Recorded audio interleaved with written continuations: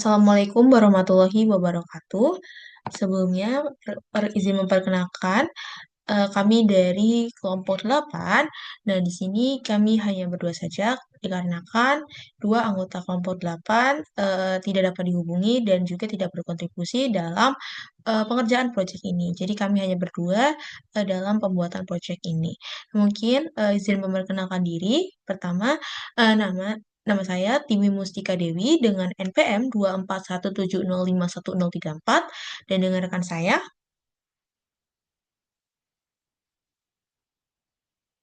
PM 24170511025. Oke, mungkin Elsie tadi suaranya agak kurang jelas, boleh diulang lagi, izin. Izin memperkenalkan diri, perkenalkan nama saya Elsa Livia Sironi Putri dengan NPM 24170511025. Oke, baik. Terima kasih, Elsie. Nah, mungkin di sini sebelum kita mulai, kita akan menjelaskan terkait pembagian job desk dalam pengerjaan proyek ini. Mungkin Elsie bisa langsung jelaskan.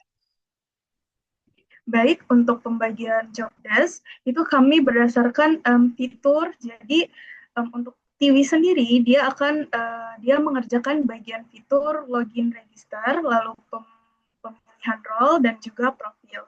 Sedangkan saya itu bagian dashboard, dan juga form pesanan, dan juga detail pesanan.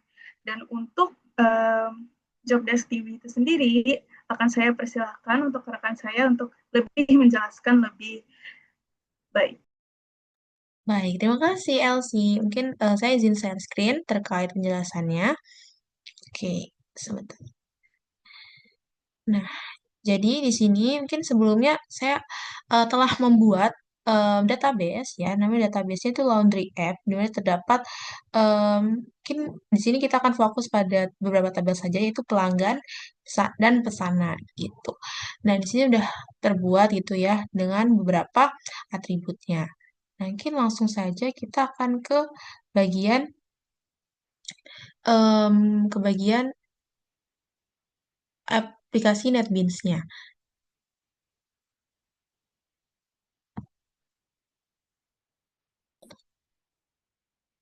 Oke, jadi dalam aplikasi ini sebenarnya ada beberapa bagian nih, di mana ada app Java, database Java, dan lain sebagainya. Di app Java ini merupakan bagian di mana sebuah main atau ibaratnya kayak ini tuh yang menjadi otak utama dalam project ini gitu. Jadi kayak ini adalah yang bisa menjalankan dari beberapa file-file tersebut gitu.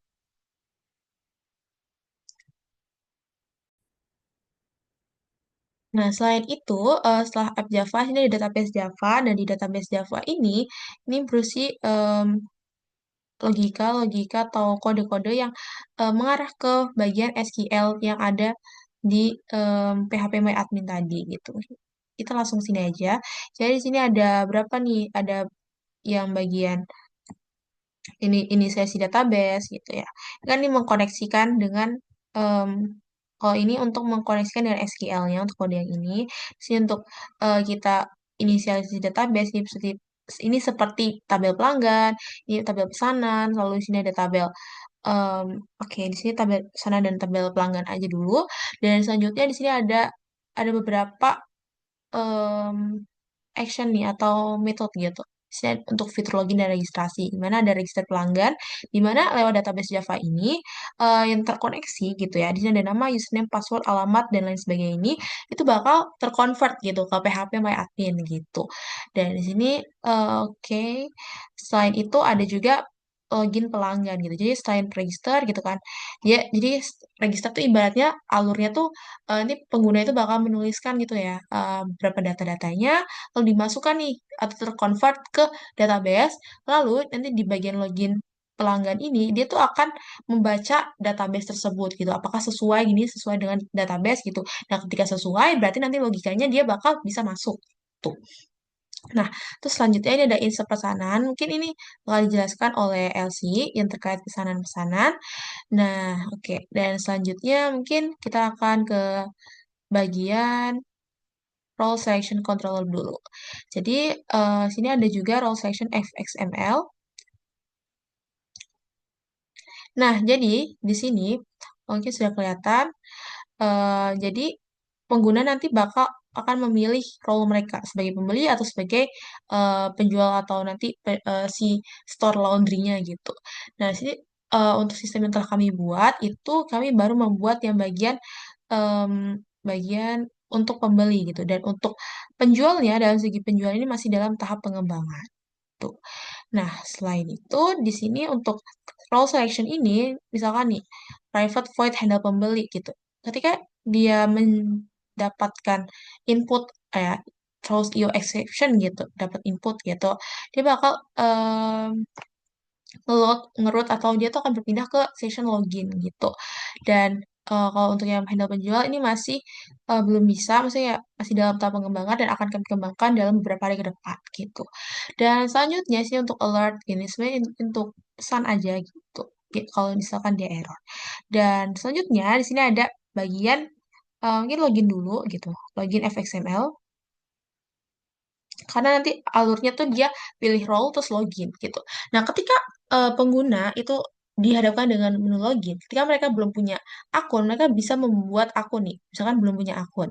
Nah, tombol ini memiliki kode on action-nya itu tuh ketika kita klik belum punya akun, maka switch to register, di mana switch to register ini bakal berhubungan sama nanti di bagian login controller-nya gitu. Nah, mungkin ini juga ini handle login. Berarti nanti bakal akan berhubungan dengan handle login gitu. Dia akan mengarah ke menu login melalui metode yang udah kita tulis di login controller. Oke, mungkin aduh ini nanti dulu.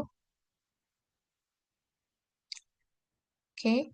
Nah, jadi di sini selanjutnya kita akan lihat dulu ini login controller. Jadi login controller ini merupakan bagian yang dimana itu sebagai logika dalam adanya scan login tersebut gitu.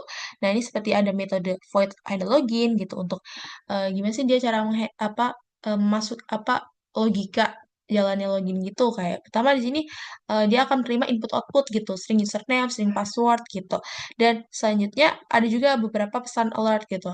Kayak input itu nggak boleh kosong dan passwordnya itu harus sama gitu. Dan gimana sih cara dia tahu sama atau enggak? Itu dia bakal ngecek ke database-nya gitu.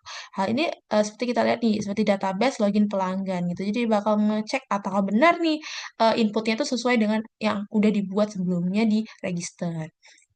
Nah, terus tadi kan di login controller juga itu ada yang bagian belum punya akun gitu. Berarti switch to register. Nah, sini juga ada nih private void switch to register.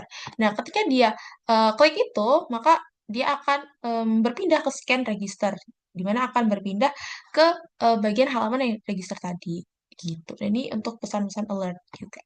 Nah, mungkin selanjutnya ke bagian register fxml. Oke, nah ini register FXML-nya, ada nama lengkap, username, password, alamat, nomor telepon, dan di sini ada register dan sudah punya akun login di sini. Jadi ketika pengguna baru pertama kali masuk dalam sistem ini, mereka akan registrasi terlebih dahulu. Nah, untuk setelah itu, setelah mereka mengisi nih, kayak nama, terus habis itu ini text file semua ya untuk ini, dan kecuali untuk yang password ini password file. Nah, ini ada on action-nya di dalam register ini, itu handle register, di mana maksudnya on action di sini tuh berarti ketika kita klik register, maka program tuh bakal lanjut ke handle register gitu. Maksudnya kayak akan menjalankan metode logika yang register gitu. Dan ini sudah punya akun, itu switch to login. Dia akan beralih ke login. Yang dimana itu telah diatur juga di register controller.java gitu. Nah, seperti ini nih handle register. Dia akan menerima input gitu kan. Inputnya nggak boleh kosong gitu. Dan dia kalau misalkan dia sudah berhasil registrasi, dia akan keluar pop-up juga gitu dan dia harus juga membuat username-nya tuh beda gitu, nggak boleh sama kayak yang sebelumnya. Dan selanjutnya ini switch to login, di mana ketika tadi kan ada juga nih di bagian sini sudah punya akun login di sini, itu ada switch to login, maka dia bakal ngarah ke loginnya gitu. Nah, next mungkin kita lihat juga di bagian, jadi untuk primary controller Java ini juga ada yang bagian profile. Nah, oke mungkin di sini ada berapa oke kita sambil cari. Nah, update profile. Nah, di sini ada juga beberapa untuk yang bagian fitur gitu. Contohnya seperti ini ada update profile di mana pelanggan tuh bisa ganti eh, namanya gitu, pelanggan saat ini dan lain sebagainya. Dan selain itu juga ada bagian logout gitu, handle logout. Jadi nanti di aplikasi itu bakal ada tombol logoutnya gitu juga. Mungkin biar nggak bingung, kita langsung jalanin aja untuk aplikasinya. Oke. Ya, untuk jalaninnya itu di app.java, taran aja.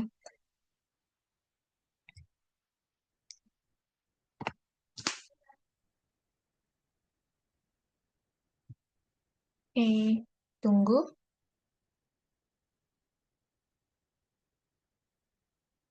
Nah, ini sudah, berarti saya sebagai pembeli atau pelanggan. Nah, mungkin saya ingin membuat akun baru gitu ya. Misalkan nama, misalkan TV, Mas Tiga. Terus username, TMDT, TMDTW gitu. Passwordnya 123. Alamat, misalkan Metro. Nomor telepon misalkan 08 aja. Nah, ini register. Oke, TMDTW. Ini data kita itu otomatis akan masuk ke database. Mungkin bisa kita refresh ya. TMDTW. Nah, sini udah masuk ya username TMDTW, nama Tips3, dan password 123 gitu. Nah, karena udah ada nih datanya, maka kita bisa login. Oke, di sini login. Oke, nah ini harus diisi dulu. Misalkan TMDTW, password 123. Oke. Nah, oke, dari sini merupakan halaman dashboardnya. Saya akan, ini untuk pesanan akan dijelaskan oleh LC. Nah, di sini saya em, akan bagian menjelaskan di sini. Jadi di sini ada menu logout juga. Nah, sebenarnya untuk bagian update profile itu masih dalam tahap pengembangan juga, tapi kita akan adakan untuk pop-up tombol di mana itu bisa update profilnya gitu. Dan di sini yang berfungsi baru adalah tombol logout gitu. Nah, oke, dan di sini akan balik lagi ke pilih role gitu. Dan sebagai penjual ini juga bakal masih dalam tahap pengembangan juga dan akan kami kerjakan dalam beberapa hari ke depan. Mungkin sekian untuk penjelasan dari saya, akan dilanjutkan ke Elsie. Terima kasih. Baik, terima kasih Tiwi. Selanjutnya saya di sini akan izin share screen. Sama-sama. Oke. Baik. Nah, untuk selanjutnya saya akan menjelaskan pada bagian dashboard. Jadi di sini untuk bisa lebih jelasnya lagi, saya akan buka bagian dashboard itu. Di sini saya sudah login. Dapat dilihat bahwa paling atas tampilan dashboard ini adalah pesan selamat datang dan juga nama user dari login, proses login itu. Nah, untuk membuat fungsi ini itu sebenarnya ada di file primary controller yang dimana dia kode utamanya adalah di label selamat datang. Oke. Nah, di sini dituliskan bahwa label selamat datang dot set text selamat datang plus app pelanggan saat ini dot get nama plus tanda seru. Nah, ini maksudnya adalah dia mengakses variabel app pelanggan saat ini dan juga dia melakukan metode get nama yang dimana dia mengambil data nama yang tersimpan di proses login itu. Lalu dia akan menaruh data nama itu ke label selamat datang. Jadinya akan seperti ini. Nah, selanjutnya di sini saya akan menjelaskan logika bagaimana caranya agar di dashboard ini hanya menampilkan pesanan yang emang dilakukan oleh user yang login ini saja. Jadi user-user yang lain itu enggak tertampil gitu, enggak nyangkut. Nah, untuk ini itu diatur di database karena ini emang sangat bergantungan dengan database. Jadi di sini kita bisa lihat yaitu in pelanggan ID. Nah, Hmm. Nah, di sini di code bahwa in pelanggan ID sama dengan app pelanggan saat ini dot get ID. Lalu di bawahnya ada string SQL, select from pesanan where pelanggan uh, underscore ID adalah sama dengan. Dan di bawah sini ada juga pstmt.setin 1, pelanggan ID. Nah, mengapa kode-kode ini dapat mengatur logika tersebut? Karena di sini tuh di code 142 ini maksudnya adalah dia mengikat antara ID yang didapatkan dari metode getID ini dengan SQL, yaitu yang dimana dia ngomong bahwa where pelanggan ID sama dengan koma. Jadi dia menyuruh database itu untuk mengambil data hanya jika pelanggan ID ini itu cocok dengan ID yang didapatkan dari metode getID ini.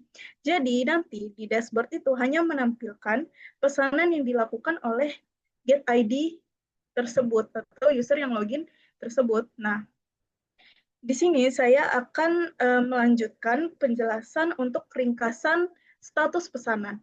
Nah, untuk ringkasan status pesanan ini lagi-lagi ada di database. Untuk itu adalah di group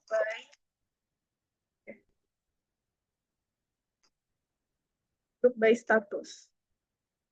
Nah, ini adalah kode yang dimana dia bekerja utama, kode utamanya yaitu string SQL, select status, count, as count from pesanan, where pelanggan ID sama dengan tanda seru, dan di akhir code itu juga penting, yaitu group by status. Nah, ini kenapa bisa dijalankan itu karena dia menyuruh database itu untuk menghitung jumlah pesanan yang dilakukan oleh pelanggan ID ini, yang dimana sudah kita tadi jelaskan bahwa dia hanya menerima data jika data itu cocok pelanggan ID-nya dengan get ID yang sudah didapatkan di ini. Jadi cuma pesanan oleh orang itu aja yang dihitung. Nah, dari fungsi count ini. Lalu selanjutnya itu kan ada ini ada berapa yang sudah diproses dan berapa yang siap diambil. Nah, ini itu berdasarkan kode yang group by status. Jadi kita tidak hanya menyuruh database itu untuk menghitung jumlah pesanan, melainkan kita juga menyuruh dia untuk mengkelompokkan hasil perhitungan jumlah itu berdasarkan status pesanannya. Nah, selanjutnya itu ada pesanan baru. Nah, pesanan baru ini itu untuk user bisa menginput atau mendaftarkan lagi pesanan yang ingin mereka pesan baru gitu. Misalnya di sini saya milih jenis layanannya itu setrika saja dengan beratnya misal 12 kg. Lalu di sini ada hitung total harga. Nah, untuk tombol hitung total harga ini fungsinya itu terdapat di primary controller yang dimana di sini dia itu harga per kilogram. Nah, di sini kita bisa lihat bahwa double harga per kilogram sama dengan daftar layanan .get layanan. Nah, ini maksudnya adalah dia itu mengambil semacam info yang sudah dideklarasi sebelumnya. Jadi di bagian atas sini itu sudah dideklarasi bahwa berapa sih harganya per pilihan. Misalnya cuci kering ini 5.000, cuci setrika itu 7.000, setrika saja itu 4.000. Jadi dia mengambil data-data ini yang sudah dideklarasikan sebelumnya.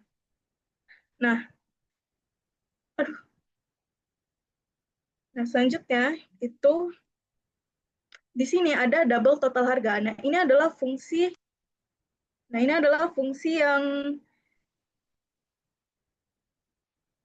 yang dilakukan ketika kita memencet hitung total harga itu. Nah, di sini dijelaskan bahwa harga per kilogram yang tadi sudah saya tunjukkan, itu nanti dikali dengan berat yang sudah diinput oleh pelanggan, yaitu yang ini. Jadi, misalnya setrika saja itu kan harganya eh, setrika saja itu harganya 4.000. 4.000 kali 12 yaitu 48.000. Nah, ini kita pencet tombol simpannya. Nah, nanti akan muncul seperti ini, pesan berhasil disimpan, nomor transaksi ter. Nah, untuk tombol simpannya ini sendiri itu di sini nih, button simpan set disable false. Jadi maksudnya di sini adalah bahwa button simpan itu awalnya itu di set untuk tidak dapat dipencet atau tidak dapat interaksi. Jadi hanya bisa diinteraksi jika pengguna itu sudah melakukan proses perhitungan di total harga. Seperti itu. Nah, untuk um, ID uniknya ini kan dibuat otomatis ya tadi.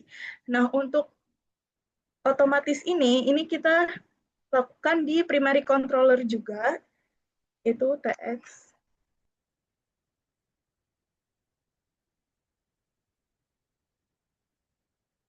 Oh, salah, maaf. Di database,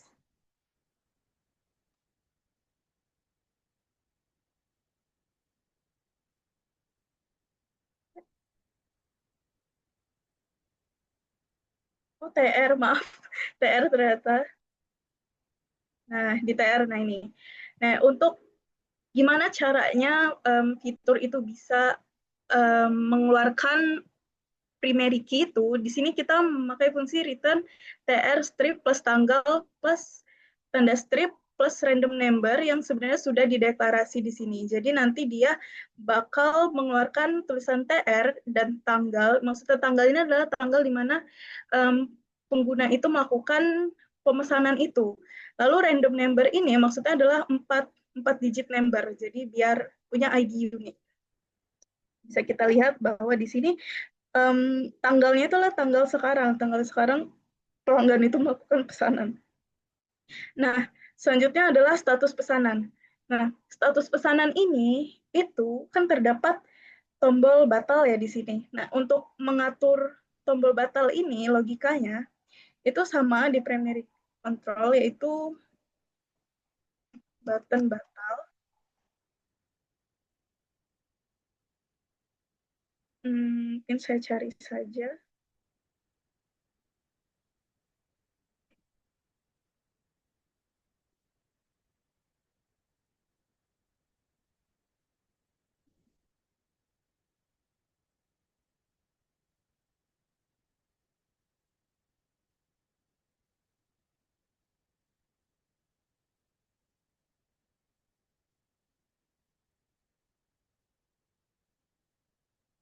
Oke, selagi saya mencari, bakal saya jelaskan bagaimana caranya data-data pesanan yang sudah dilakukan itu bisa ditampilkan secara table view. Nah, di sini itu kita atur melalui di sini. Nah, di sini TV pesanan aktif, set items, FX collection, blah, blah, blah, dan list pesanan daftar. Nah, ini maksudnya adalah jadi dia mengambil mengambil data daftar pesanannya itu dari database, lalu dia ubah menjadi objek, objek Java, yang dimana nanti dia ubah menjadi list gitu. Nah nanti table view pesanan aktif ini atau codingan FX ini, dia akan mengubah objek daftar list itu menjadi dimasukkan ke table view. Jadi seperti ini.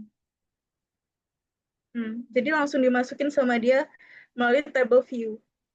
Nah, untuk button batal ini,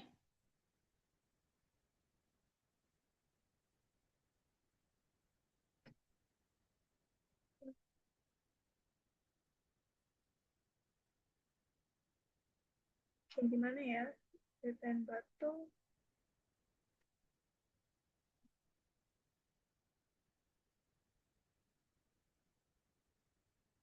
Oh, ini dia. Jadi, di sini saya mengatur logikanya, tombol batal ini hanya bisa berfungsi jika status pesanan itu baru. Jadi kalau misalnya sudah diproses atau sudah siap, itu tombol batal ini sudah tidak berfungsi. Jadi di sini saya atur bahwa if baru, statusnya itu baru, button aksi untuk di set nggak bisa diakses itu jadi false. Sedangkan yang lain, status yang lain, itu button aksinya bakal di setnya adalah nggak bisa diakses gitu, menjadi true. Seperti itu. Dan untuk desainnya, untuk UI UX-nya itu saya atur langsung lewat uh, scene builder. Di sini bisa kan?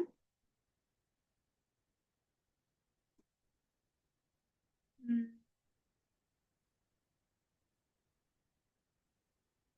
Nah, untuk scene builder-nya ini itu nah, di border di Anchor Pen ini ada label yang ini dengan teks yang diatur di properties dengan nama dan font ukurannya juga di sini. Nah, untuk yang pentingnya adalah button. Nah, untuk tombol button ini sendiri itu kita code on action ya. Jadi on action ini kayak jembatan penerjemah antara interaksi pengguna itu dijadikan menjadi code untuk bisa dijalankan gitu. Nah, di sini untuk dashboard itu on action-nya adalah on tombol dashboard click yang nanti akan ada di codingan Java itu. Gitu juga dengan pesanan baru, button status pesanan, dan juga button profil. Nah, untuk VBox total pesanan aktif yang ini, itu saya menggunakan FXID atau saya mendeklarasikannya sebagai label total aktif. Jadi kalau dia dipanggil di code itu, dia dengan nama label total aktif ini. Sama juga dengan yang lainnya, label 0 ini. Dan untuk grid pen ini, kenapa saya menggunakan grid pen? Karena agak rapih. Gitu. Jadi pas sederet gitu. Dan untuk input pesanan baru, untuk simpan pesanan itu sama. Dia saya deklarasikan button simpan dan on action-nya adalah simpan pesanan gitu. Dan juga gitu juga dengan yang lainnya.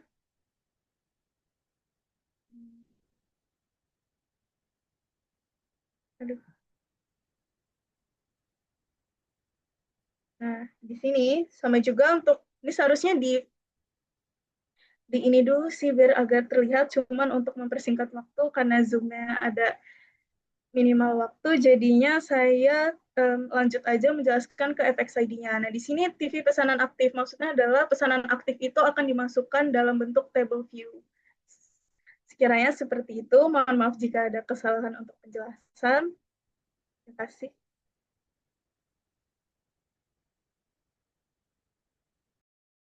Oke, baik. Terima kasih penjelasannya, Elsie.